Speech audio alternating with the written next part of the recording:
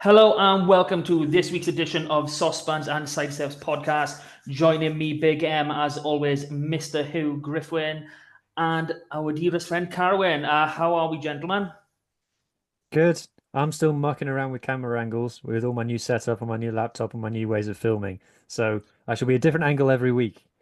And then once I decide which my favorite one is, then we'll stick with it. But I'm trying straight on this week. Carwin, how about you? What are we I'm doing? also good. Yeah, I'm good. Not changing angles, just changing rooms. We're still getting the house sorted, and I'm in a different room tonight. Hence obviously, if you're viewing it, you can see the mirror over my right shoulder. If you're hearing it, if you're listening to the audio, this makes no sense at all. So sorry. Okay. One thing I do have to pay note to about Hugh's new setup is he actually got a secret camera on there somewhere because it points directly down at his keyboard, but there's no camera that points Yeah, but directly if I down. do this, you'll be able to see my incredible engineering for how I get my microphone to stand up. Right, hang on. We're not going to show the people that, are we?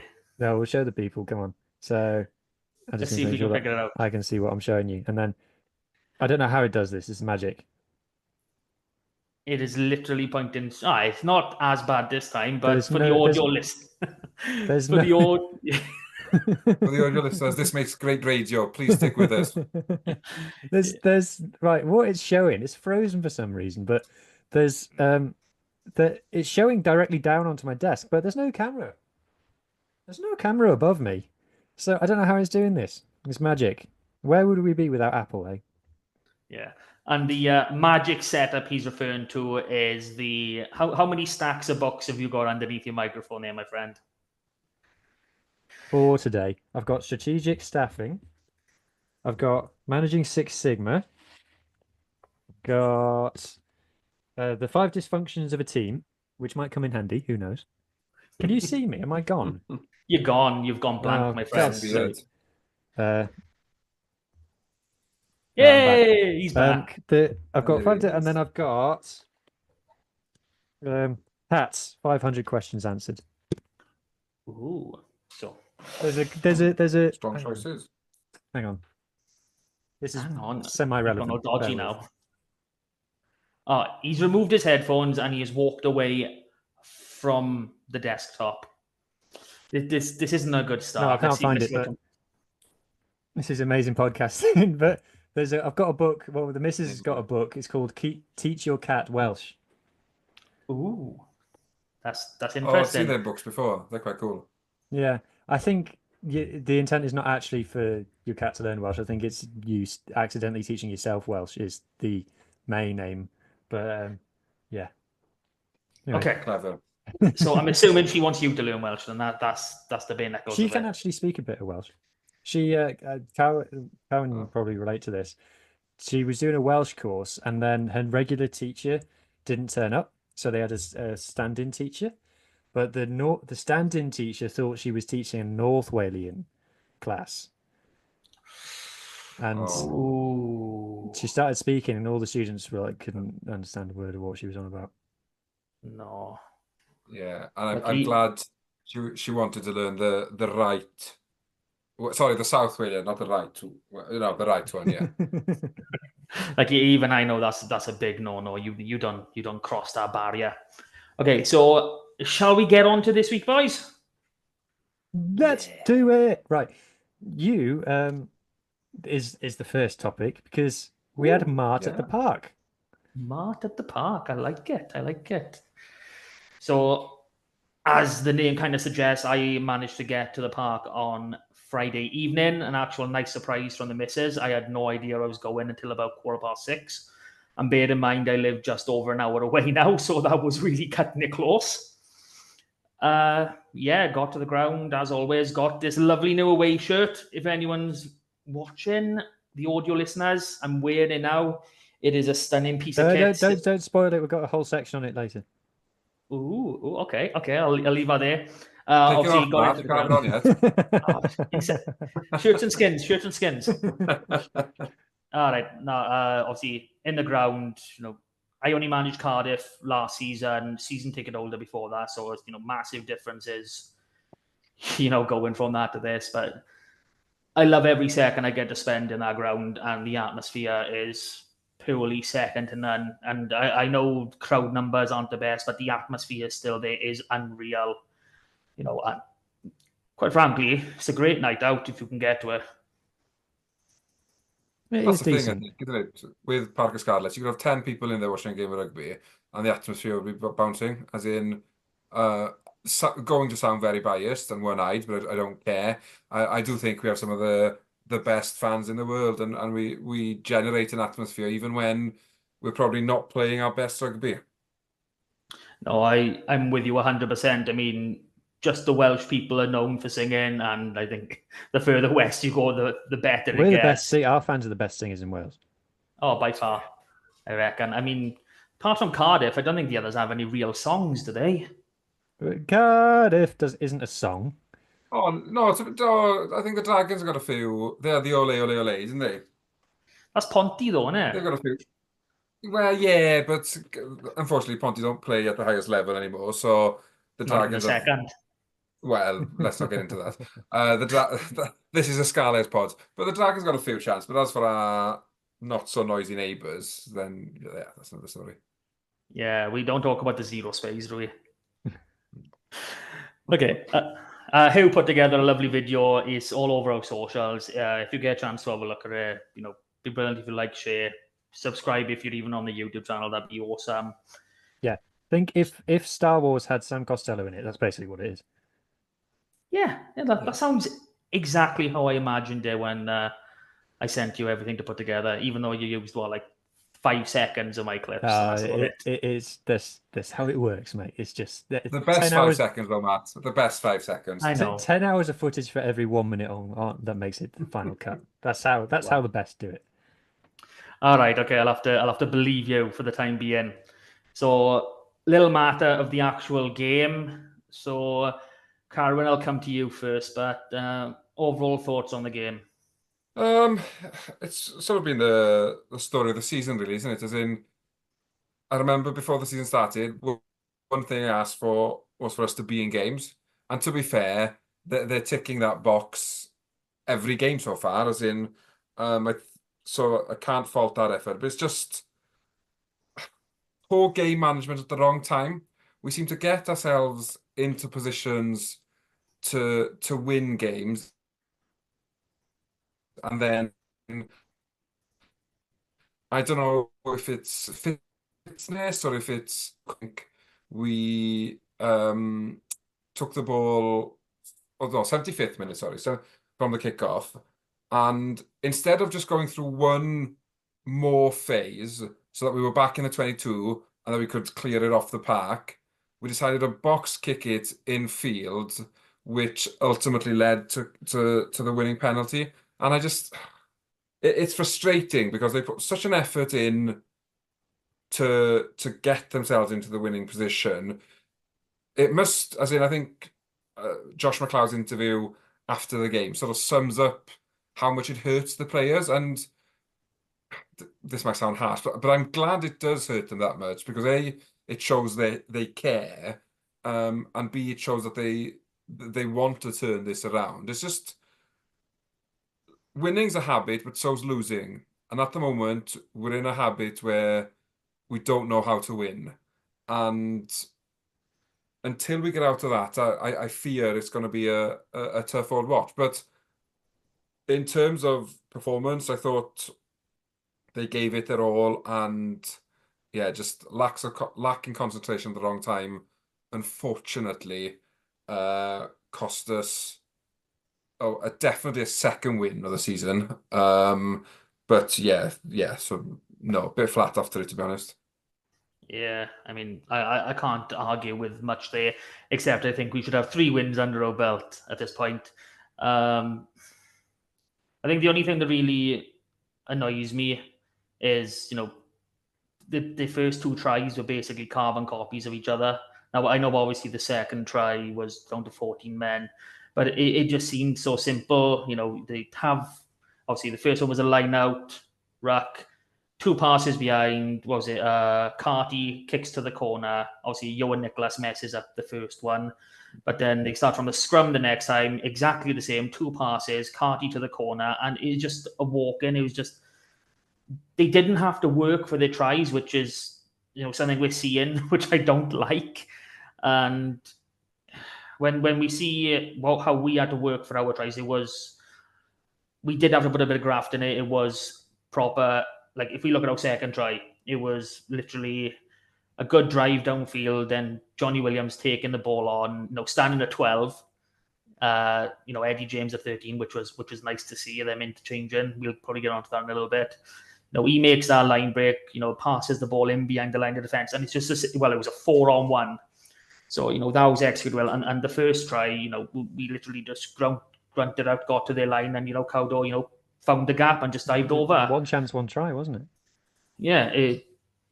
Execution is something we asked for after last week, and we did get a bit of that, which was nice, obviously. But even though our defense is improving, generally, those moments, they're crucial in games. Obviously, every moment is crucial in games. And we just not quite at it. Like, with that third try, I mean, there must have been at least 3 opportunities to bring the man down before they even got close to the try line. So, that's about as far as I want to talk about. What about you, Bert? Yeah, I think if you look at how many tries have we conceded this season, 10, I think 8 of those you can say, if our player doesn't make that mistake, we don't concede that try. I think one of Cardiff's tries was Cardiff's actually creating it. I think, like you said, the Connacht, I don't know what to think about their second try, because we were I'm narrow. not sure. Yeah, Johan Nicholas makes a mistake, as in he slips. But then, would Tom Rogers have got there if he was on the pitch? I don't know. I think there's just a bit of disorganisation from us. But I think you have to credit Connacht. I thought their attacking kicks were really good in that first period. And then, like we said about Benetton, is I think their last try was good. I think their first 2 tries came from our poor exits, which was another theme, as Carwyn said, in this game. So frustrating, especially all 3 games we've been in winning positions in different circumstances, obviously with Cardiff being 15-0 up in 10 minutes gone. But just let it go again. And it's massive improvement from last year when we weren't even in games at all for most of the season. Whereas this season we're already massively in games, but unfortunately we're now letting winnable fixtures slip, which is just frustrating. And we all said, didn't we, that out of this first block we need to win 4. Well, it's been 3 games and we haven't won any of them. But that's kind of doesn't really tell the story of what's been happening, really. It's just massively frustrating not to get the W, because we're sat here again convincing everybody that no, we actually were good, we just didn't win. Which, obviously there's lots more to talk about when we get into the nitty-gritty of it, but just as a feeling, as a fan watching it, we were all gutted, and a lot of the reactions on socials after the game were quite angry, but I think it wasn't the kind of anger where it was last season, where, like, after the Bulls game or something, where we were just absolutely fuming of an awful performance. It's just angry of they'd given us hope and then just lost it right at the end, and just everyone was feeling very emotional. So progress, like I said, but it's just I can't say the word frustrating again because I'm gonna get sick of myself, but that's what it is. You're frustrated at being frustrated. I'm with you. So if we go down to the bare bones of the game and we look at the 23 that we actually selected, now I made the point last week that I don't like players who've been injured for a while coming straight back into the 15. With it was Dandy. Well, it was Josh McLeod last week.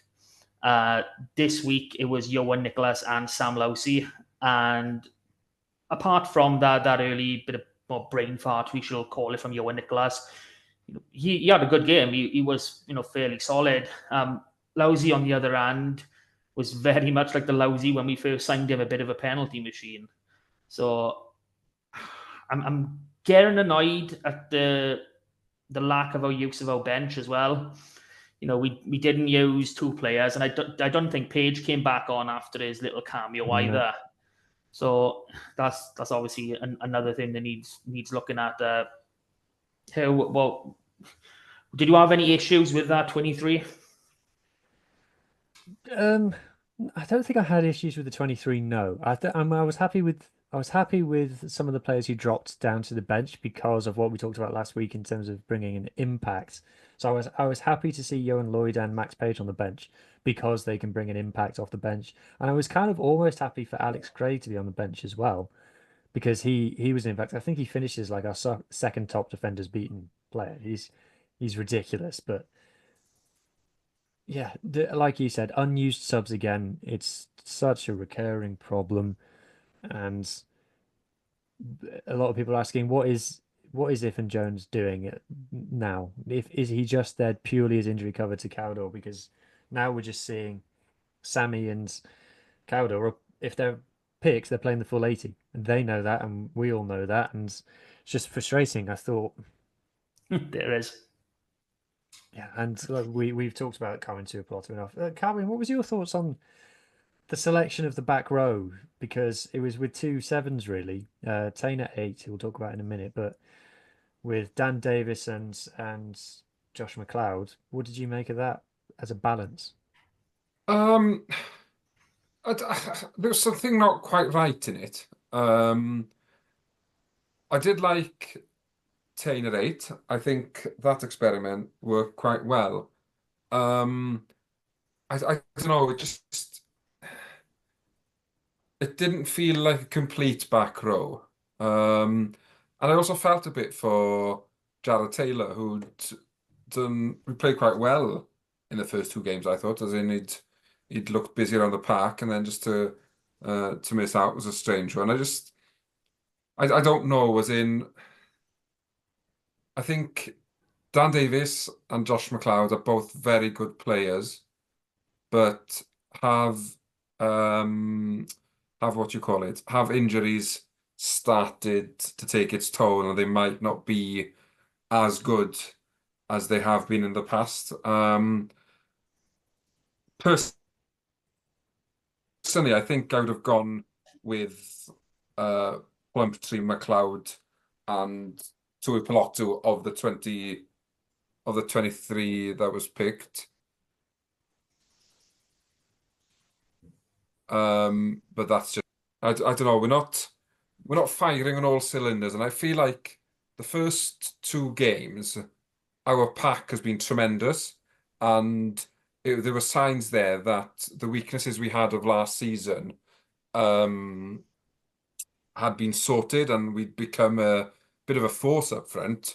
But it just feels like we're not quite there yet again, and yeah, I don't know. I think personally, I'd have probably started with Craig and Max Douglas, and possibly brought Sam Lousy on for the last 20 for a bit of razzmatazz. But yeah, I don't know. There's clearly something not right there, because we're getting into positions to win matches, and yet we're sat here for the 3rd week in a row discussing 2 defeats and a draw, which felt like a defeat because of it. And yeah, I don't know. As in, he's got a bit of a dilemma, I think, with that back row. What's the best way of doing it? Is he going to go for a mobile ball carrying back row, or is he sort of going to try and get a balance where you might have a defensive linchpin, a traditional jackler, and a bit of a bruiser at 6? I don't know.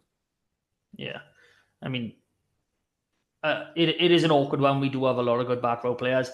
I don't think we have a pure 7 anymore.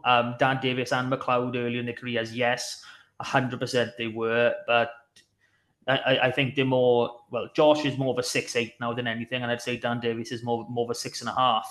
Like, we don't have, that Thomas Young, Dan Thomas style of player, Cubby.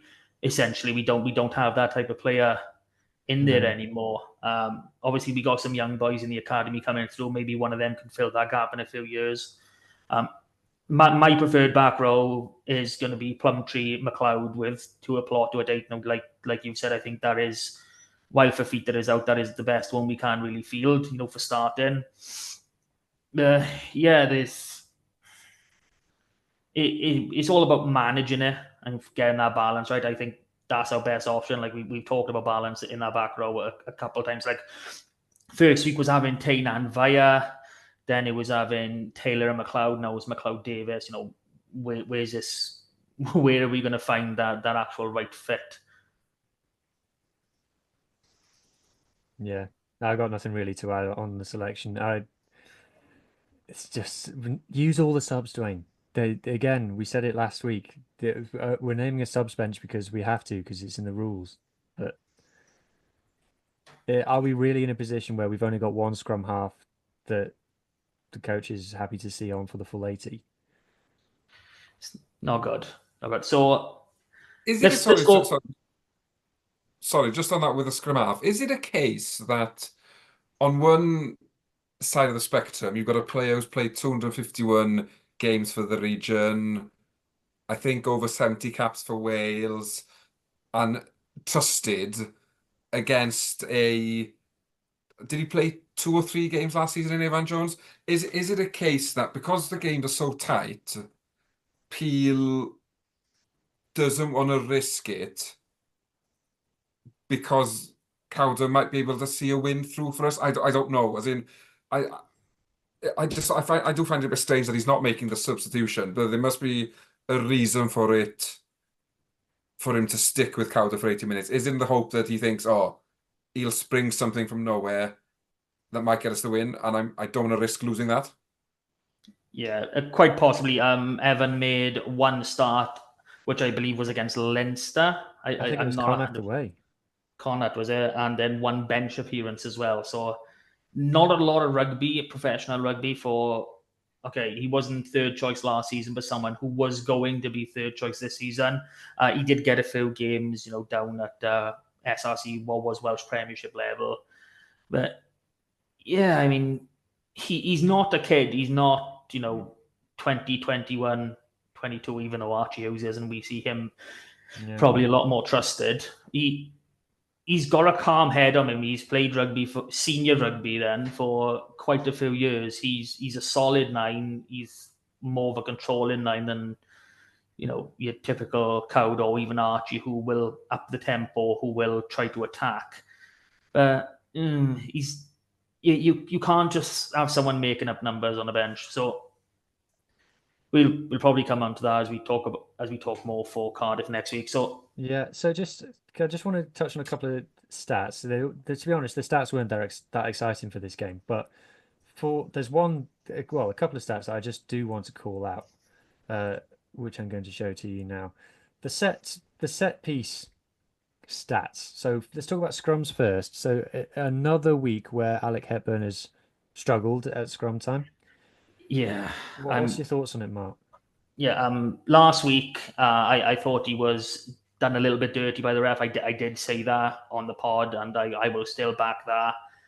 This week, oh my, I can't defend him.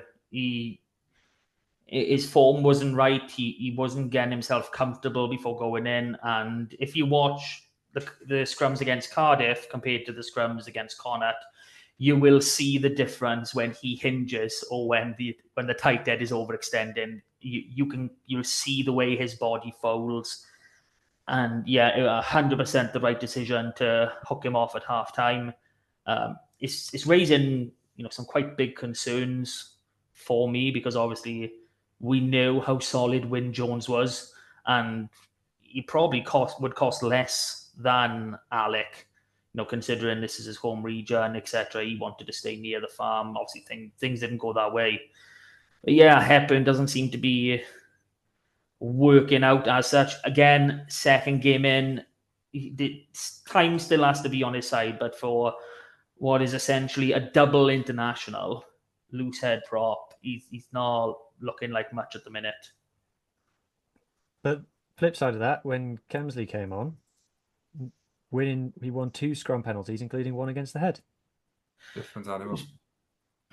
We've spoken about Kems, especially actually probably over the last 18 months. We've spoken a lot about Kems and how good of a player he is, and how he is in that modern loose head role where he is very built, top heavy, and he's a brilliant player. I'm not quite sure why he had to pull out last week, but obviously it was just a niggle, probably a precaution more than anything. So yeah, this boy he's gonna hit some form soon, and people are really gonna know about him.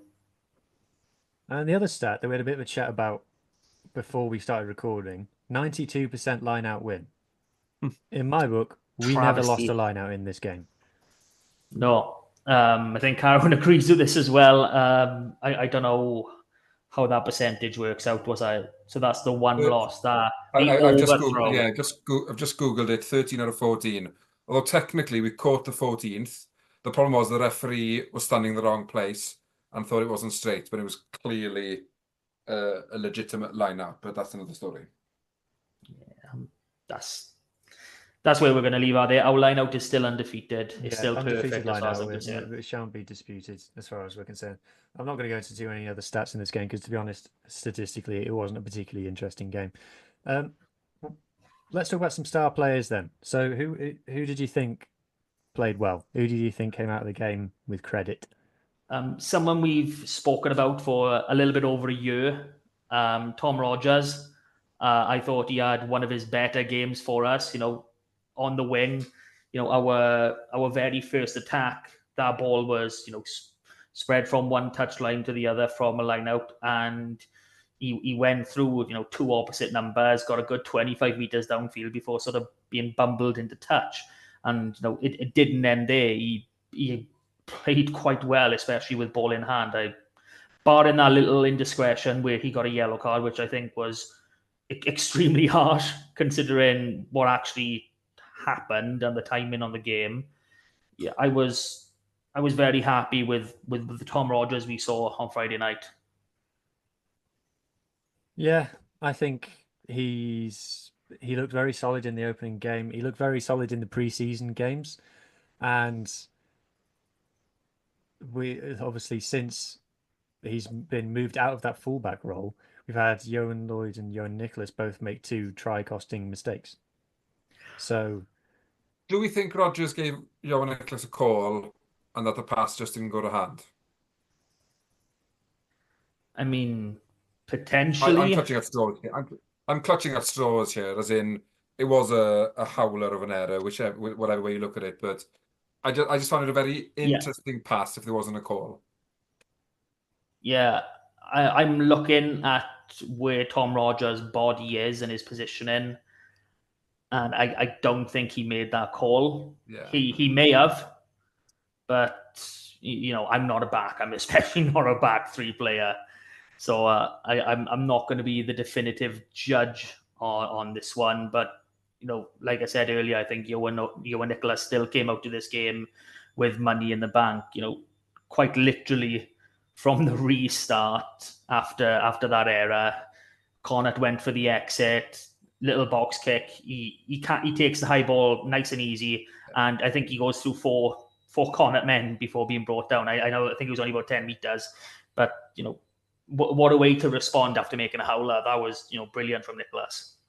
Yeah, head didn't drop, and he just sort of said, right, I'll make up for it. And obviously we had the luxury of watching on the television, and Ioan Nicholas actually had player mic on, and they sort of played the clip half time, and he sort of said, "On me boys, on me boys, on me boys," and just it certainly didn't look like it had affected him in any way, shape, or form. So, which is good to see, because obviously we've spoken about heads dropping on this pod and what have you. So it's good to see him just get on with it straight, really, and put in a solid performance after that. Something we do need to say about Ioan, he is now one of the senior heads in this squad. I know he's been around the game for 9 years. He's 26 years old. This is quite unbelievable. Yeah. Speaking of senior heads, what did you think of Cowdell's performance? His 250th maybe didn't go to plan, but what about his 251st? I mean, 2 tries. You know, you can't knock that. That's a fact. He got over that try line twice. You know, regardless of how easy that actual finishing movements were. The issues we're having with him at the minute are his exit kicks. We've discussed this at length personally. His kicks to compete are more or less bang on the money, but when it comes to those exits, they're just not quite finding the distance or even the accuracy we're looking for. Yeah, I think exactly as you said, the box kicks are going well. I think the exits aren't going well. I think he's not getting anywhere near enough length. I've been watching other teams, and they're able to clear from their own try line to halfway, and we're getting like 20 meters on our exits. Like there was one where he passed it back to Sam Costello, and Sam Costello from in his own in goal area got out of the 22, whereas Cowder's struggling to get out of the 22 at the moment. So that's one thing he needs to fix. But his box kicks, in terms of kicking to compete, have been really, really good all season. And obviously 2 tries on the night. He was the record try scorer for scrum halves in the URC, and he's extended that lead by 2 tries, which is good to see. And he was on the receiving end of this lovely one. So this try, right? Do you think this is a set play? I mean, I think so. I think the beginning of it is a set play, but what actually happens where Johnny decides to go for the line, I think that's his decision making. But it could be a case of this is a set play where people can make a decision at A, B, and C. It's just where that decision actually happens. Because if you look at Cowder here, go on, Cohen. No, my feeling was that it's one of those where the ball gets to Johnny, he looks up, and then he sort of decides what happens next. There's 3 possibilities that sort of you run during the play, based on what the defense does in front of you. And yeah, he chose the right option on Friday night. Yeah, so if you look for, and this is one for the YouTube viewers, if you look, Cowdell's here. This was pointed out by Sean Holly. He's already anticipating the line break, which doesn't happen for like 2 or 3 passes yet. And then I think this is Sammy's passed it to Hepburn. I want to say that is Johnny's already on his bike in the background, and he's going across the pitch. So it gets pulled back by Hepburn there, and now Johnny's got it. And this is the gap he ends up going through, I think, or maybe he goes through this gap and offloads it. So what's his name? Eddie James is shaping for it there. Yeah. So Eddie's got his hands up as if he's going to receive it here, and Johnny does dummy, and then he goes inside. It's actually quite a narrow gap, to be fair, and it speaks to Johnny's pace that he's able to get through that. And then he goes through, gets the line break, and gets the offload away, and Eddie's away, and Cowdell's already on his inside. So it makes me think like that is a set play that they've anticipated. I don't know whether it's come from a bit of analysis where they've identified targeting this Connacht player. I don't know who it is, this Connacht player in particular. Looks like Beelum. Oh, it could be Beelum, yeah.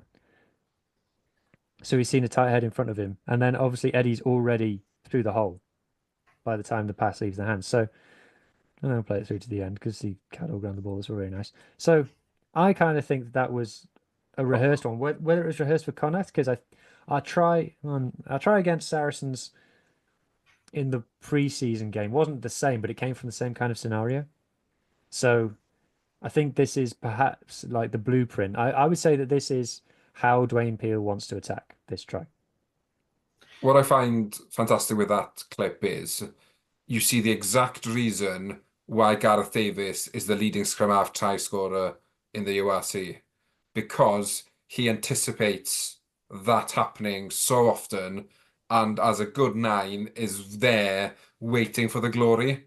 As in, let's be honest, Eddie James could have finished that and looked amazing, but he thought, no, Cowdell's done the run, let's make him look even better. Bish bash bosh, he's under the posts. Eddie could absolutely have stepped to this last man. Eddie's step is lethal. Well, he could have just got pinged for the corner. He's got the pace on him as well. Battered him in if needed, but 3 options. He went for the 4th and passed it. Yeah, he went for the wrong one there, but yeah. And then finally, Tame Plumtree, last standout player. Another game at 8, another game where he's absolutely outstanding. Was into absolutely everything. He's an absolute animal. He wants to be the first to everything. Very typical Kiwi in terms of reacting the fastest to whatever's happening on the pitch. Yeah. I have a niggle, I want to say, and there seems to be. It was a couple of times this game. I think it happened again against Cardiff, where he likes to, after he's tackled, he likes to leave go, try to get onto his feet, regather and go again. It happened on a couple of occasions in this match, and it didn't work out. I don't know if he's been given the freedom to just show us some of your magic, because he has got that, but obviously time and place, and I believe it was one of them which led. I can't remember what it led to. I think it eventually led to corner points. Yeah, it was the yellow card for Tom Rogers. He got tackled, he picked up one again. That ruck went all dodgy, the ball bounced out. Connacht 50-22, Rogers yellow card, and a couple, was it 2 or 3? I think it was like 2 lineouts later. They were in the corner. Yeah, frustrating. On just going back to Eddie and Johnny, we touched on it earlier. They interchanged a lot in this game, and we spent like the last part of last season going, "Oh, we've got 2 12s here." Do you think it's starting to work? I mean, the combined stats, I'll pull them up in a second, but like, they interchanged, they managed to work to each other's strengths. They don't seem like they're getting in each other's way anymore, which they were before. Mark, do you think this is a partnership that is now comfortable in Joe Roberts' absence? Yeah, I really do. I'm trying to pull up how many times they actually played together last season, because it It was was a few quite a times bit. in the end. Yeah, so my only issue is they're a happily married couple right now. Essentially, they get to do what they want, go along. But as soon as Joe Roberts comes back, we know he's the out and out 13. Neither of them are going to displace him. So it is simply a case of they'll go from this lovely married couple to fighting who gets the best friend. So I mean, hopefully it doesn't end up that way, and we can see these relationships blossom with Joe Roberts as well. But I am liking it. We really didn't think of Johnny as someone who could play 13 until, what was it, late last season, not late last season, I think it was the season before, where we saw it for the first time. Saw it a lot more last season, and it is working. You can see the positives both have on each other. I mean, they're both very physical players. There's no doubt about that. They can both truck it up if needed. And yeah, I'm liking it. The old head and the young gun. We've got 3 very top notch centers once Joe Roberts is back and fit, and once you've got 3, at that standard, obviously a 4th would be nice, but you can't have everything. We can use Joe and Nicholas in there if we want to, for a bit of rotation. But yeah, that's going to be danger zone for a long time. Yeah. I think, last player I want to shout out, Sam Costello, 4 from the tee. And some of those kicks were hard. They were hard kicks that he took on that a lot of other kickers wouldn't take on. So a lot of people had a lot to say last week when he missed a couple of kicks, and the way that he backed himself and was just like, "Give me the ball, I'm going to kick it over." Yeah. So we saw Eddie and Johnny together 8 times last season. So they're going well. But yeah, Costello he's an animal. He's an unbelievable player. People forget he's 23, and this is essentially his first. Well, it's not even his first run of rugby yet, but his first run of rugby since the end of the 22-23 season. Yeah, and he's I forgot what I was going to say now. He needs to settle down in life in Llanelli and not move anywhere and stay with this until he's at least 30, and everything would be good. Yes. Yeah, I 100% agree with that. Now. I remember what I was going to say now. He's our top tackler 2 weeks in a row. Animal. He's an absolute animal. That worries me, though. As in, he's a fantastic player, and shows that he's not afraid of the tackle. But our number 10 shouldn't be leading the tackle stats. I I think it's more of a case of this is where teams are trying to target. They think that he I might feel be a like weakness. it's a change. I feel like, yeah, traditionally not, but I think it's changing in rugby. If you look at international fly halves, even someone like Fiji's fly half like Caleb Muntz is always their top tackler. Roman Untamag's always got huge tackle stats. I think it's just the way that rugby's going anymore. Analysis Gus explained it to me. It was he just said that basically nines and tens in terms of defense have been passengers for rugby up Yes. until now, and he's saying that at international level now you can't have passengers in defence. And to be fair, Bundy Aki was the one who ran at him, so and Sammy didn't give anything. Can anyone remember Bundy Aki having a big carry that led to anything in this game? Well, except for his yellow card. Yeah, that's true. The only thing that Hmm. Aki got out of Sammy was a yellow card in this game. I love Costello. He's okay. I don't want to call him a short man, but in rugby terms, he's not the tallest because he's taller than me, so I can't exactly say much. But for what he's got, I think he's 5'10". He's an absolute beast of a defensive player, and I've said that word repeatedly about him. I thought And I thought people he go on challenged about, oh yeah, Sorry, mate. I thought he challenged the line quite well in this game as well, which he hasn't done recently. There was a couple of times where he took the ball on, a couple of gaps, made the defenders ask questions. So I thought this was a much better, stronger game from him. yeah, I agree with that. Not the perfect Costello performance. We're probably not going to see that for a few more games yet, but definitely on his path back to where he was the last time he had a good run. And I'm happy to see it, and I'm going to be happy to see it for the next 10 years as well.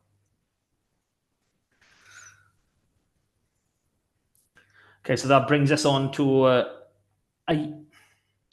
our usual, instant reactions after the game, our 3-word thoughts over social media.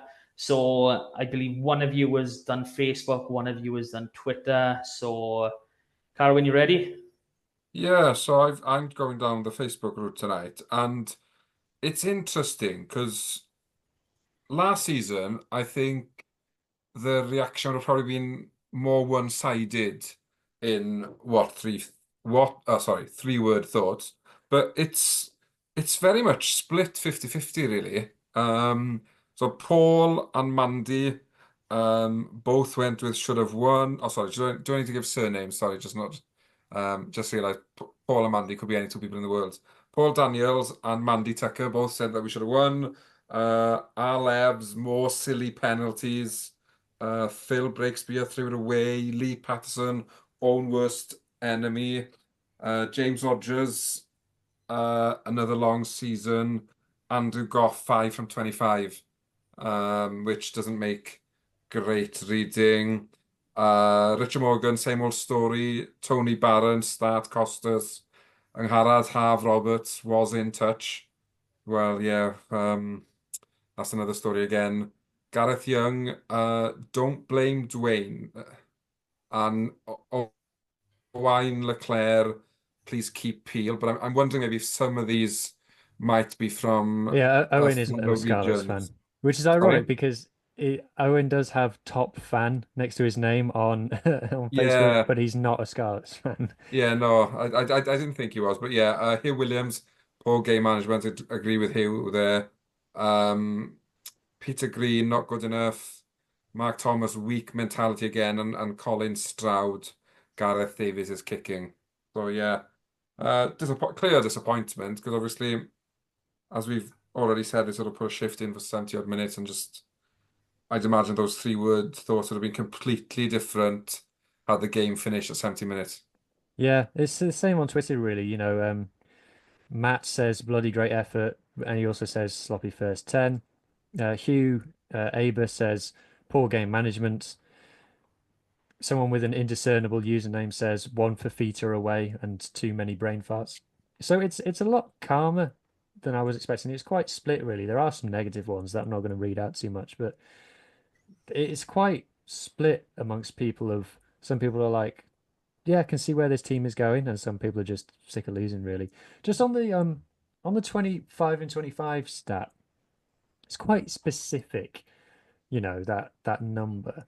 And yes, it's 5 from 25, but if our last 5 games are 2 wins, a draw, and 2 losses, and one of the losses we lost by 1 point in the dying minutes of the game. So it's kind of I'm not that into that figure.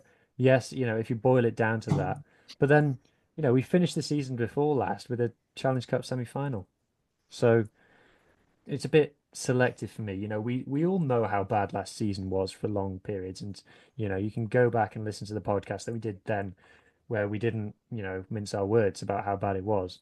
But to reduce it down to 5 and 25, I think isn't telling the story. No, not at all. So that's that game done. So 3 games in, halfway through this first block.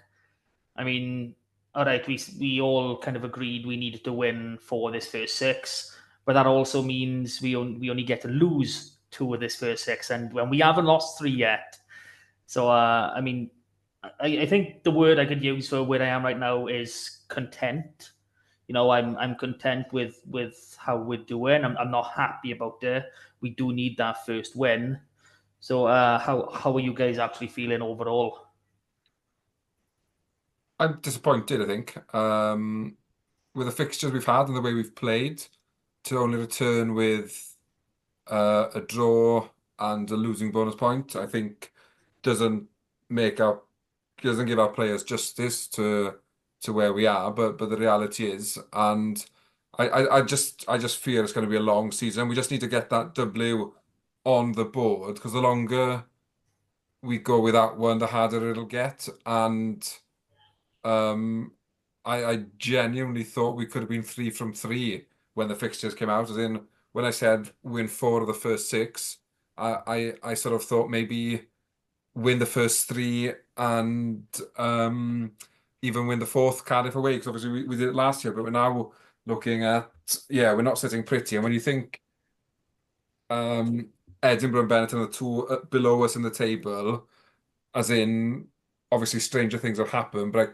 can't see them being there come the I can end see of the Edinburgh being season. there. They've got issues. Oh, sorry. I can see Edinburgh being there. They've got issues. Yeah, well, so have we. The reality is, so have we, as in, No, we're not as bad as them.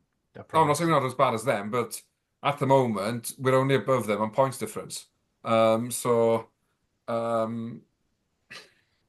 don't know. I just think we need to quickly get that W just to install a bit of confidence in the team, because if we go first 6 without winning a game, we're in some trouble. Now, I'm not saying we'll do that, but we need to eradicate the mistakes and put in an 80-minute performance. Yeah. I'm 100% with you. If we, I don't think it will happen, but if we go the first 6 without winning the game, I think that's our season. Definitely. Definite. Concentrate on Europe. Absolutely. Okay, so we don't like talking about the referees, but I know you guys had some issues watching on TV. I certainly had a lot of issues being there live. So we're gonna try and be very, very quick on this. And Hugh, I'm gonna come straight for you a little referee moan. Yeah, like you said, Mark, we don't like doing too much referee chat, but it's kind of been, I've publicly stood up for URC referees a lot, and it's not just in this game. The standard at the beginning of the season has been really subpar, and if it's keeping it specific to the game on Friday, things like the referee was blowing his whistle and then not really knowing why he'd done it. We talked about the line out throw that was straight and he's called it not straight, and then he's tried to pin it on the AR, saying, "Oh, the AR's called it," and the AR's going, "No, I didn't." Like, to be fair, the TMO came and correctly chalked off that Connacht try for the obstruction. But things like Tom Rogers' yellow card, I think just have a bit of empathy. I don't think he did stop the quick throw. Yeah, he has stopped the quick throw by touching the ball, but there's no rule that says you can't touch the ball. It's a bit of a loophole in rugby laws, really, is that you can't prevent the quick throw, but if you touch the ball, you have prevented it because a quick throw can't then be taken. But it's basically saying if the ball goes into touch, on a 50-22, you're not allowed to try and touch it. And so if you're trying to keep it in and you get your timing a millisecond out and you touch it, it's an automatic yellow card. And for me, that's just not correct. And other things around the game. There was another line-out penalty where Connacht caught a line-out completely fine, nothing happened, and the referee's blown his whistle and given it for interference in the air where our player didn't even jump.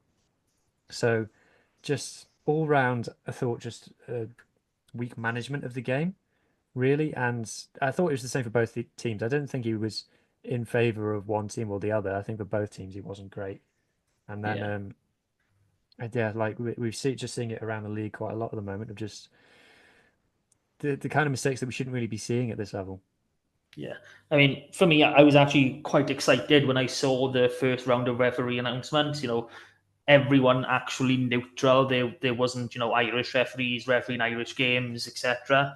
So it is quite disappointing. Now, for me being there live, the assistants didn't, well, especially in front of me where I was, didn't want to, use that offside line. They didn't want to officiate there because it seemed the Connacht were always at least a yard in front, and there was one incident where the players hadn't even got close to being back onside, where they just turned around and started carrying on the line of defence in front of the AR and nothing happened. But these things happen. Nothing can be done about it now. It's done. It's gone. So there's one thing that I want to add. Sorry, is that their number 6. I can't remember his name now. Their number 6 gave away 4 penalties and the maul defence. I think he gave away 3 in the first 15 minutes, and I think they gave away 6 penalties in total. At maul defence, no yellow card. So for me, that's just pretty basic kind of refereeing. Okay, let's leave that where it is. So how we've seemed to have a regular fan letter as of late. Did we get anything in this week? Oh yes, we did. Oh yes, we did. Would you like me to tell you what we've received this week? I gotta say yes, haven't I? I can't say no now. Yeah, well, it's from Jac From Loughor, and he says this. He says, I listened to your pod last week where you celebrated scoring the fastest try of the URC. Well, that didn't last long, did it? Regarding the game, I was appalled to see a Scarlets player, Johnny Williams, making a line break and an offload in one slick movement. Of course, any player on any team should finish the game with 0 line breaks, 0 offloads, and preferably 0 points scored as well. Why is a 13 even getting the ball? Ridiculous. Yours, Jac From Loughor. Are we ridiculous, Carwyn? No, I don't think we are. I think we just play what's in front of us. It's not our fault that not every side is blessed with players capable of making line breaks and offloads. And I'd encourage any other player in the country maybe to look at Johnny Williams, especially if they're playing the centre, at how to catch a ball in a rugby game, as in might learn a thing or two, and who knows, Max Page's record might still be standing if catching lessons were handed out to players. Just is what it is, really. And I do think people should take note of Johnny Williams' incredible catching ability, especially at 13. So, is that it from Jac, or has he written any more? That's all from Jac this week. Oh, thank God. Okay, so you stopped me a bit earlier, but now we get to talk about it a little bit more. We have a very beautiful, very... there's too many lovely words to describe this shirt. An alternate jersey, I think, is how they announced it originally. So, audio listeners, I'm really sorry. So, I'm going to stand up by here so you can maybe see it a bit better. I don't know if the lighting in here is any good, but can you see all the different colorings on there? It's blue. Yeah, I love it. Yeah. And it's black as well. Yes. Yeah, I think it's like a black navy sort of blue colour. Obviously it's a take on, you know, the very first colour worn by a Llanelli team way back when.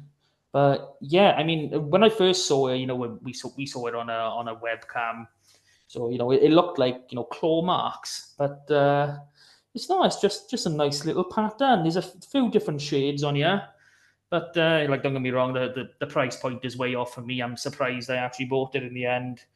But you know, I'm Great marketing.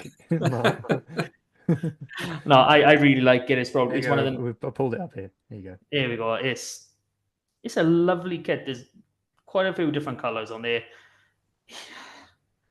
I do like. Well, I'm wearing it.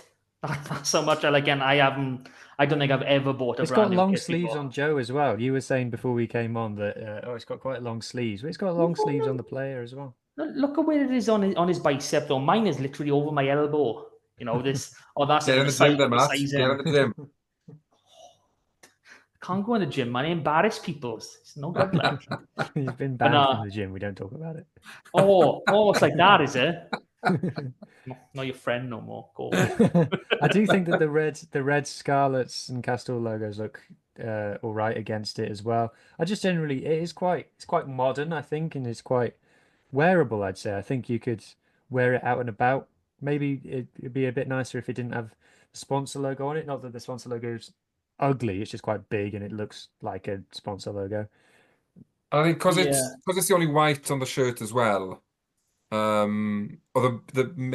know there's is it on the shoulder? There's a bit of white, but it's quite sort of striking on the front when you've sort of just got the red, black and blue. I still love it though. I tweeted 3 words to sum it up. I went Dia Santa Diolch, and that was my sort of summary of the kit. So yeah, if I've been good enough, hopefully I shall be receiving it as a gift from Father Christmas this year. I'm gonna be waiting for it to be on Vinted in 2 years for £3 and then buy it then. Yeah, that's not good. I mean, for me, like I can go back to when we announced the Gavin Griffiths Group as our main sponsor, and the actual logo they used then, it didn't have any of the writing, although we should have obviously kind of expected it was going to end up there. But yeah, their logo would have looked really nice just on its own in the middle.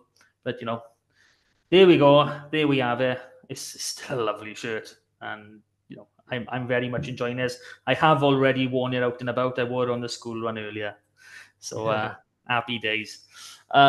Some not so nice news to talk about. There's some naughty people from up in England trying to poach players again. So what are we thinking about this rumor of Costello returning? I have to say returning because he did spend a bit of time there, to Leicester.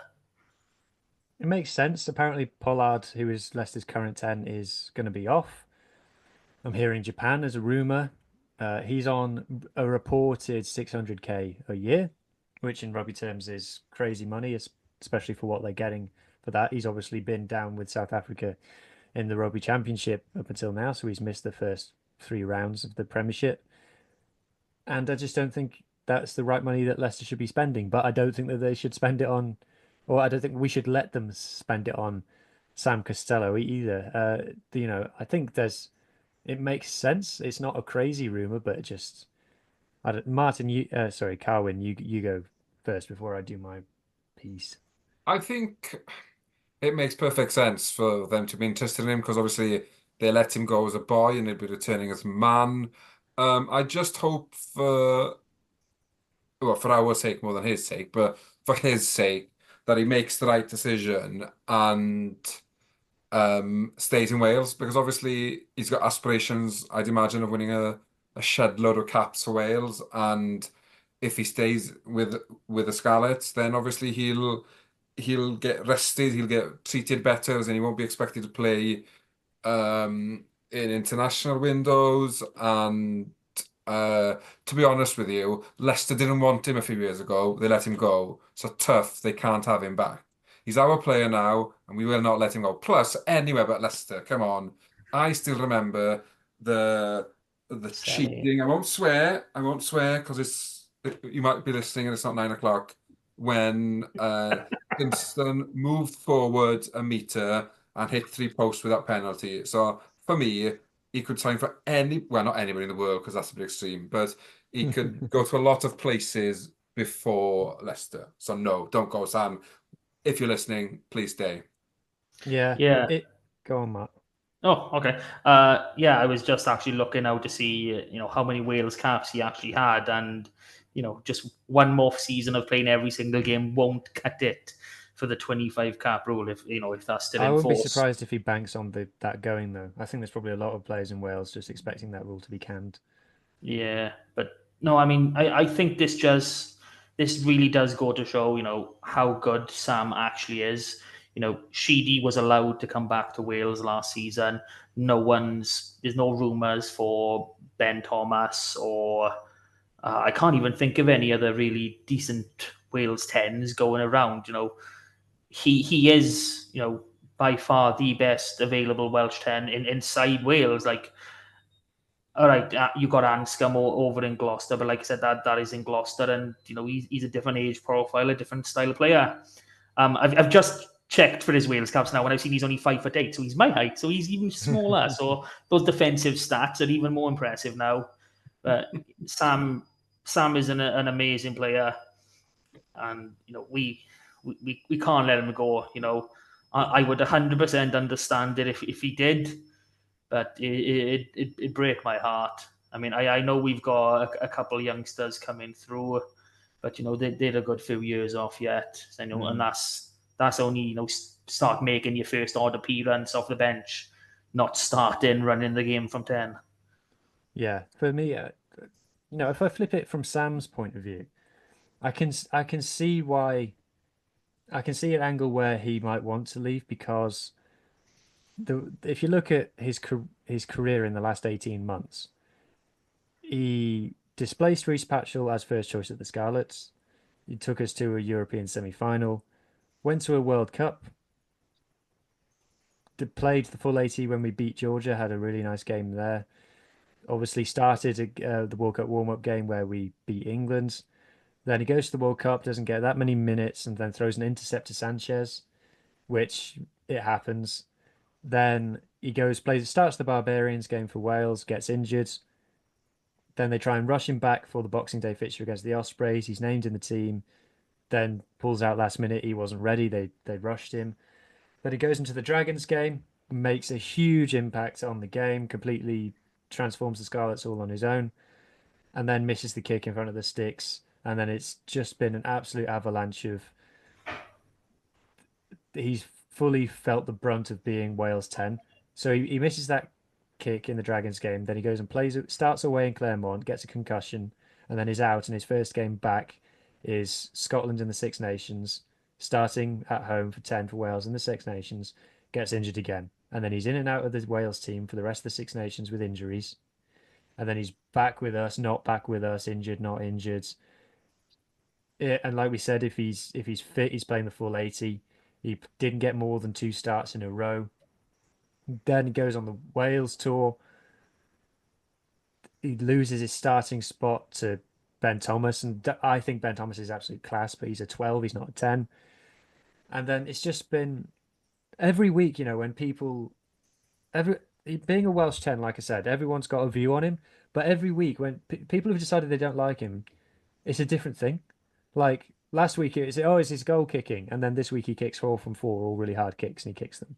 Like, oh well, he missed touching that one game 6 weeks ago. Oh well, he knocked the ball on, as if like down in South Africa, someone like Sasha Feinberg and Gomazuli doesn't make 5 mistakes like that every single game, but he's still amazing. I'm not saying that Sammy's the Welsh Sasha, but the young tend to make these mistakes, and yeah, he's in a bit of a dip in form, but he with the way that the Scarlets are, he's just going to get played through it because, like you said, if he's fit, he's playing the full 80, and it's a bit of a watershed moment for the Scarlets, really, if he goes, because what we have is a high potential player who could go on to win 50 plus caps for Wales as a starting fly half, and the question is the Scarlets the environment to create a player like that? And if he leaves because of the stick that he's been getting, which is what Welsh fly halves get. If he leaves because he hasn't got a senior fly half either in the Scarlet squad or in the Scarlets coaching team for him to learn off and to look up to, if it's because he's playing in teams that are performing poorly behind packs, at international level as well, that are going backwards, and everyone's blaming him, then the reason that if Sam Costello doesn't go on to win 50 caps for Wales, it's not because of Sam Costello. It will be because he's been mishandled. So the question I think the Scarlets have got to ask themselves is, are we the club that handles a young player of that much talent correctly? And if he leaves, the answer is no. And that means there's got to be a lot of stall searching. So basically, it's not acceptable if Sam Costello leaves the Scarlets, in my opinion. No, it's not at all. And I already think he's being mishandled by Wales. I mean, he's had five, in my opinion, he's had 5 competitive starts in that 10 role, and he's played with 3 different nines. The fact that he played 120 minutes, had a concussion, and was shoved into the 10 shirt. Like, who does that? He's a baby essentially in terms of rugby. And I know I use that term a lot, but he's 23 years old, and we are talking 8 months ago. So if you compare him to like Dan Biggar, for example, Dan Biggar got his first Wales cap in 2008 and didn't get picked again until 2013. Well, it was only when he was 23 for Dan Biggar when he actually started getting the number 10 jersey at the Ospreys. It wasn't until he was 25 that he actually started getting, regular minutes in the 10 jersey for Wales. So, Dan Biggar's career progression is a great way of how you do manage a 10 and make someone into a great player. Costello's the exact opposite. Injured, chucked straight in, injured again. We'll chuck him straight back when we can. Okay, it's the summer now. Here we go. Oh no, we're going to let 12 play in front of you. What are you doing to this kid's confidence? It can't be nice for him. And we've seen what the Welsh media can do with Welsh 10s, especially Scarlet 10s in the past. It's no secret that Priestland left for this very reason, and he could have easily had another 40, 50 caps in him. And, he didn't do too bad anyway, did he? Absolutely. So that brings us on to another bit of news. I'm assuming by Simon, you're referring to Simon Mudrak, our CEO. He had a little interview, didn't he? Where he's basically backed a URC Premiership merger. So yeah, that's the wind up. I'm just gonna let you boys go. Who's chiming in first? Carwyn. I pointed the wrong way. Should I go here? Oh, go on.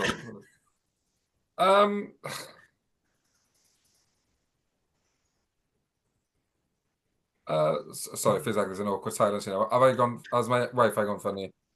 No, it's just the awkward silence. Right. Yes, it's an interesting one, isn't it? I think I've often thought Welsh English derbies would attract good crowds, and you'd get more of an away support, for instance, if you were entertaining Gloucester or Bristol compared to maybe when Benetton or Zebra or any of the South African teams come to town, just because of the geography of it. The realities at the moment, I think the English setup is in as much trouble as any other setup, in terms of financial and clubs on the verge of potentially going bust. So as things stand, I'd probably say I don't want an Anglo-Welsh league. An Anglo-URC is something that could work. I think it's just there's little things with the URC that I don't think benefits Welsh regions. The cost of travel must be astronomical, especially when you sort of look at our fixture list this season, for instance. The last 2 weeks of the season, probably 2 and a bit weeks because of getting there and stuff, is out in South Africa. So it's just a lot of cost. And when you think we're sort of budgeting on a shoestring as it is, I just feel like if there's a way of reducing that cost, and I know it's probably worse for the South African teams because they've got to travel out of South Africa for half their games. We've got 2 games in South Africa. So I don't know, I just feel like if there's a way of maybe lowering our costs, it would be better for us. But as in terms of bringing the English teams in, I don't think they'd want to join the entire league. I think they'd want a smaller breakout. And I don't think an Anglo-Welsh league is the right answer now. I think that ship's probably sailed by now. Who? Yeah, I'm so sick of the Anglo-Welsh argument. There's people who've made up their minds, and there's nothing you can say to change their minds. There's no facts, figures, or anything that you can bring to anybody on to sway anybody's point of view. I will say that the Simon's interview was part of a full podcast with Wales Online. I haven't listened to the full thing, so hands up on that. And if you actually read the article, Simon does give quite a nuanced answer about it. But so about a year ago, or the start of this year, Sam Warburton did a very similar type piece for this. It wasn't an interview; he wrote a column for the Times. And at the time, I said, Sam is obviously a board member at Cardiff, and I said, well, imagine what he'd have done if he'd have said, the URC is great, and Cardiff are playing it every season, and they've got a massive game coming up, and you can come and see that game to watch the best rugby that you'll see played in this league. Tickets are available here. And I think if you're getting interviewed by Steph Thomas from Wales Online, he's going to ask about that because it's his pet topic. During the summer, he was writing 2 articles a week about it at one point. So I don't know when Simon did this interview, if he did it a while ago and it's only been put out now. Yeah, but it just is, we saw the crowd numbers from Friday. It doesn't help, does it? And for me, if I'd have been in that situation, if I knew I was going to be interviewed by Stephen Thomas, I'd know he's going to ask me that question. So he'd say, what do you think of the URC and a potential Anglo-Welsh merger? All I'd say is, we're in the URC and we've got a big game on Friday, and it's going to be awesome, an awesome level of rugby, and people should come along and watch it because it's brilliant. Because ultimately, at the end of the day, that's what makes everything better, isn't it? So I said exactly the same thing about Sam Warburton when he had his thing, doing the same thing at the beginning of the year. So I have to say the same thing about this as well. Yeah, I'm 100% with you, Hugh. And, I don't care if Simon is right and the URC Anglo League would be better for us. The fact is that's not where we are right now. We need to big up our own product, regardless whether or not we believe in it.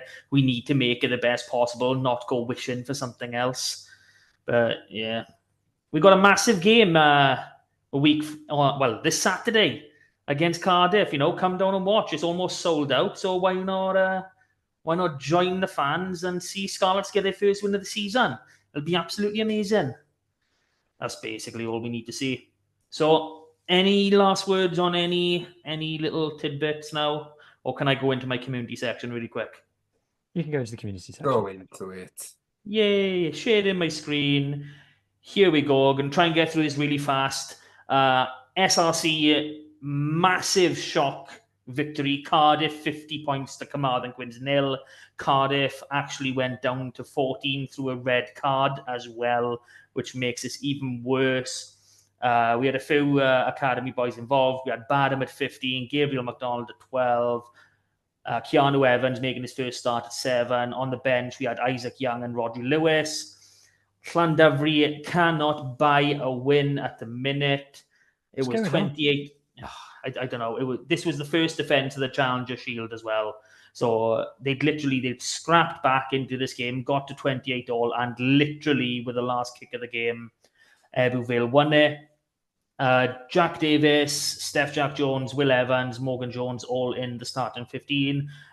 Gabe Hawley making his debut off the bench as well. I will say for this, Steph Jack Jones, 4 conversions from 4. Well done to that young man on his first start.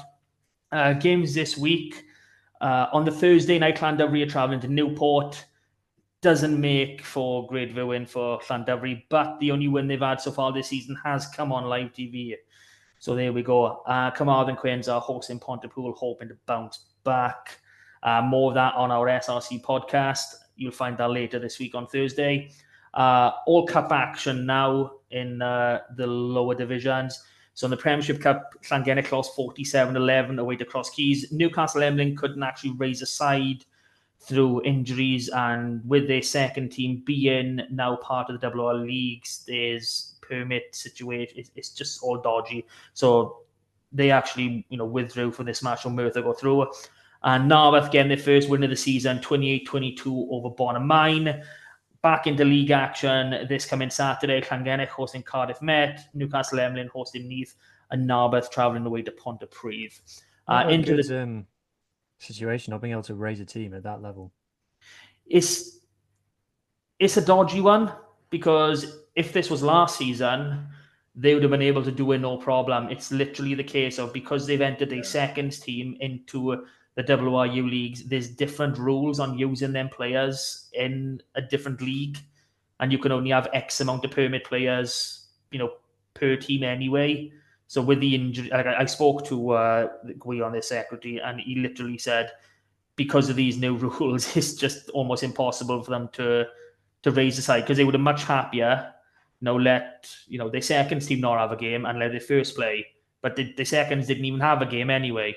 So it just made it worse that they had enough boys to play the game, but because of the restructure and the rules, they weren't legal. They weren't, permitted to put a full team out. It's really, really dodgy. So Championship Cup, Llanelli Wanderers in an all-Scarlet derby, winning 41-18 away to Ammanford. Crymych just narrowly losing out 28-27 away to Gowerton. Championship West League kicks back off, and Crymych get an instant chance at revenge, hosting Gowerton this time round. Ammanford travelling to Maesteg Quins, and Llanelli Wanderers getting a bye. Into the Division 1 Cup, Barryport lost 37-26 away to Bridgend Athletic. Vellenvall losing 20-33 at home to Swansea Uplands. Kidwelly going down 13-18 at home to Aberavon Green Stars. Hendy getting a win 25-19 away to Morriston, and Tenby winning 35-7 at home to Ponta de Lice. One West fixtures for this week. Barryport at home to Pencloud. St Clair's travel to Ponta de Lice. Aberystwyth going to Tenby. Kidwelly travelling to One Island, and Hendy hosting Vellenvall. Division 2 Cup.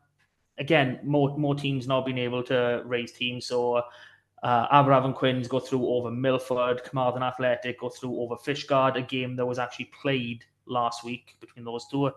Larne won 20-10 away to Mumbles, and Whitland went down 13-29 at home to Resolven. So two West fixtures for this week. Carmarthen Athletic at home to Whitland, Lampert at home to Milford, Nancaredig travel to Larne, Fishguard travel to Loughor, and Betos get the bye. In two West Central, Brynaman are hosting Resolven. We go into the Division 3 Cup now. Aberaeron winning 45-17 at home to Tonna. Am United winning 26-25 at home to Bryncoch. Haverfordwest 33-17 at home to Nant Moyle. Llangadog winning 27-16 at home to Llandailo. And in the Gwendraeth battle, absolute battle, Pontebaran came out on top 16-15 against Tumble. There was actually a game in 3 West because of all the byes created in the first round. De Croix managed to win 76 points to 20 over Kev Nathan. Fixtures for this weekend, we got Cardigan at home to Tumble, Kev Nathan at home to Haverfordwest, Aberaeron travelling to Llandailo, Am United travelling to Llangadog, and De Croix hosting Pontebaran. Into the Division 4 Cup now. More issues with teams, and no raising sides. So Langham are out courtesy of Britain Ferry. St David's lost 29-17 away to Crenant. Tregaron lost 62-19 away to Cumgores. Pembroke going down 36-32 away to Fall Bay. Llandibby got the walkover over Pembroke Dock Quins. Panderfynnon won 25-19 away to Llanybydda. Narberth Athletic, a game I missed last week, got a walkover over Pontardawe. New Dock Stars winning 38-27 away to Pennebank, and Trimsaran beating Pontiac away 36-30. Another epic game there. So fixtures for 4 West A this week. We've got Llanybydda at home to Pembroke Dock Quins, Narberth Athletic at home to Pembroke, St David's travelling to Neyland, Newcastle and Dragai travelling to Crymych and Langham getting the bye. For Westby, Furness at home to Llanelli, New Dock Stars at home to Binghamton, Trimsaran going to Pennybank, Pandyfunan travelling to Pontiac, and Tregaron hosting Fall Bay. Dewar Shield action this week. So Carmarthen Schools 134-24 away to Llanelli. Mynydd Mawr 152-0 away to RGC West. And what was essentially the decider of who's going into the Dewar Shield knockouts. Pembroke 130-7 at home to Ceredigion. Congratulations, Pembroke. They're basically assured of a place in the last 8 in this competition now. Week off for them. Any team that I haven't named in the result, you had a bye last week. So congratulations. That brings to the end the community round. And I think that just leaves Cardiff Preview left now, boys. Not much to preview about Cardiff. We played them the week before last. Well, Yes. my podcast. Yeah, my preview is going to be Cardiff got a lot of ground against Max Page at 13. As great as Max Page is in attack and threat, we talked some defensive frailties which were on show during this game. He's not starting as it stands. It's going to be Eddie James and Johnny Williams. I can't see Cardiff winning, especially after the performance against Glasgow this past Friday as well, I believe. So, yeah, we're getting our first win. You know, we should have been saying this 3 weeks ago, but is what it is. We're knocking this out the park. Couple changes I personally make. I want Evan Jones to start, even if he only lasts 10 minutes. You know, give Cowdo a break. Let's see what Evan can do. And I want that back row that I alluded to earlier. Plumtree, McLeod, and Tua Piloto with Taylor on the bench. How about you, Kevin? If we play for 20 minutes instead of 10, we beat them. But no, just an 80-minute performance. Obviously, I'd love us to win, but I just think there's a lack of confidence in the squad at the moment because we've got a bit of white line fever getting over the line. I'd take a scrappy 3-0 win, whatever. Just get that elusive W and let's get the season rolling. I think if we can't get the win this weekend, the pressure builds. We get that W and that pressure lifts and the season becomes fun again. They can enjoy themselves and it becomes easier to play rugby.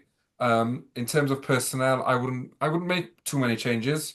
I just have trust in my bench to see us over the line. We see so many teams now referring to the bench as finishers. At the moment, I'd say we've got 50% finishers on the bench and 50% passengers because they're not getting a chance. So pick a bench where everybody gets on at some stage, even if that means you don't pick a replacement scrum half, you use Johan Lloyd or Johan Nicholas or somebody else from the backs to cover should Cowder get an injury. But pick a bench that can come on and make a difference. I'd probably go 6-2 and tell the pack, give everything for 60 minutes. We've got boys on the bench. We can take you out. Not take you out, bring you off even. But just give everything for an hour. Shoot you on your way off. Yeah, if you're not good enough, you're going down. But no, just give a 12 out of 10 for an hour, and then you've done your work. We can replace you. But yeah, just not to panic if we're leading with 4 minutes to go. Do a Munster, be boring. We don't have to be pretty. We just need to win a game. So slow and steady wins the race for me. Yeah, I think it was interesting to see which way Cardiff go with their selections. Obviously, they hooked their halfbacks at half time last week. Are they going to start the other guys? Are they going to revert back? From our point of view, I think Kemsley comes into the front row. I think interesting to see what they do with the second row. I think our pack can and did stand toe to toe with theirs. I think you back Johan Nicholas at fullback. I don't think you hook him after that, even if he did make the mistakes. I think you give him another go. He's not going to make those same mistakes twice, is he? And like you said, bench. So it's doable. I felt it was doable last time, and we came away from the last game thinking, how the hell did we lose that? So hopefully we're not in a similar or worse position this time next week. Hopefully we have got that first W because you're right, the pressure is on now, and for all of Cardiff's position on the table looks a lot healthier than us. I don't think they're that much better than us. So I think I don't think they are better. I think we need to get a win. We need a win. Yeah. So can we get some score predictions? I'm not going for a score. I'm going to go for a margin. I think we're going to win this one by 12. I'm going by 8. 4. Okay, so a little bit longer than normal. That brings us to the end of this wonderful Sosbans and Sidesteps podcast. Thank you, boys, for joining me. We will do it all again next week, celebrating our first win and our first bonus point win against Cardiff this season. Thank you for listening. Goodbye, and we'll see you all. Well, you'll hear us all and see us all next week. Bye. Cheers. Bye. Dag.